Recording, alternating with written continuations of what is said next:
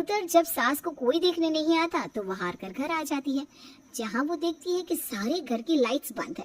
सास को गुस्सा आता है, बहू, ममता बहू कहाँ हो? लेकिन सारे दिन की थकी बहू को ऐसी नींद आती है जैसे किसी ने भांग की गोली खिला दी हो। वो तो नहीं उठती। उठकर आ जाता है बेटा।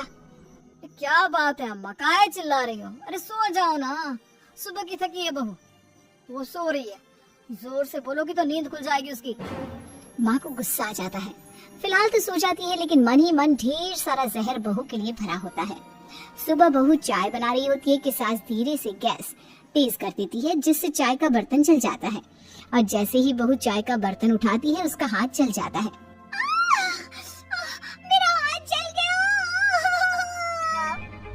वो जोर जोर से चिल्लाकर इधर उधर भागती है कि सास थोड़ी देर में उसके हाथ में पानी डाल देती है। हाय रे बहू, क्या कर रही हो? पहली बार रसोई छुई हो क्या? सासू माँ, गलती से गैस तेज रह गई थी और बर्तन जल गया, जिससे मेरा हाथ जल गया। हाय रे, कितना गंदा दाग। छी छी छी छी, मुझे तो उल्टी आ रही है तेरा गला हुआ मांस देखकर। तू ना मुझे अभी हाथ से खाना मत लगाना। बहू भी खुद का हाथ देखती है तो उसे भी रोना आ जाता है। कुछ दिनों के बाद सास की सहेली आती है, बहू चाय बनाकर लाती है। उसके जाने के बाद सहेली कहती है, बहू की सुंदरता ऐसी है कि कोई भी दीवाना हो जाए। वैसे तेरे बेटे का क्या हाल है? अरे वैसा ही है, बहू के पीछे लट्टू। क्या करूं, कुछ समझ में नहीं आ रहा। मैंने तो बहू के चेहरे पर दिवाली के पटाखे की चक्री फेंकी, उसका पूरा चेहरा जल गया। अब देखो ना रही सुंदरता, और ना ही अब मेरा बेटा उसे पूछता है। अरे अब तो वो उसे छोड़कर दूसरी भी देखने को बोल गया है मुझे। बहू सारी बात सुन रही होती है। आंटी एक बात बताइए, क्या भरोसा है कि दूसरी सही आए और आपके अनुसार रहे? देखिए आंटी, मेरी सासू माँ को गलत बात सिखाने की जरूरत नहीं है। हमारा परिवार साथ में खुशी से रह रहा है। देख बहू, मेरी सहेली की बेइज्जती ना कर, वही अच्छा रहेगा तेरे लिए, समझी? बहू नहीं मानती है। वो बार बार उनकी सहेली को घर से निकल जाने को कहती है। तभी सास की सहेली पास के चूल्हे से लकड़ी लाकर बहू के चेहरे पर लगा देती है। बहू जोर जोर से रोने लगती है। अरे ये क्या कर दिया? मैंने कहा किया, ये तो तूने किया। तू ही नहीं चाहती थी कि बहू बेटे के साथ रहे, भला मैं क्यों करूंगी? मैं तो चली, निपटा।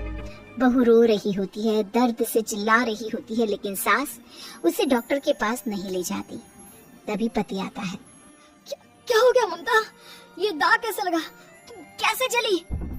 ममता कुछ नहीं कहती, बस दर्द से करा रही होती है। पति माँ की तरफ देखता है। हो ना हो माँ, ये पक्का आपका काम है। आप ही ममता से जला करती थी ना।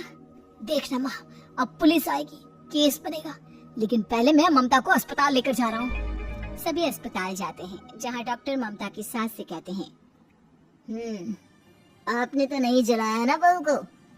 अब ममता की सास के तो पसीने छूट रहे होते हैं। वो घबरा कर कहती है, ना ना डॉक्टर साहब, कैसे बात करते हैं, हम क्यों जलाएंगे अपनी बहू को?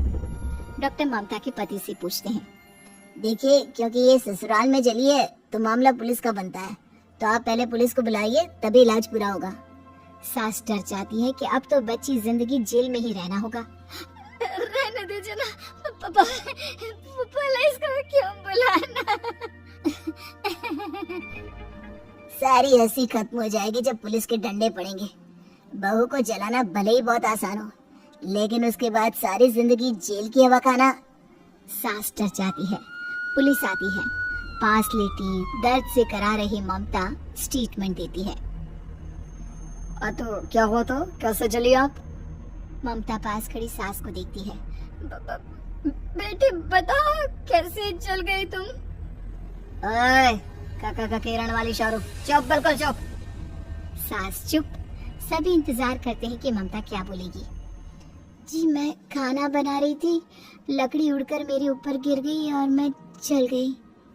सास बहू की बात सुनकर रोने लगती है। देखा माँ, कितनी समझदार है ममता। ये चाहती तो, हाँ बेटा, ये चाहती तो मैं आज जेल में होती। मुझे माफ कर दे, मैं आगे से अभी कभी ऐसा नहीं करूंगी। बहू के साथ मिलकर रहूंगी, मुझे माफ कर दे।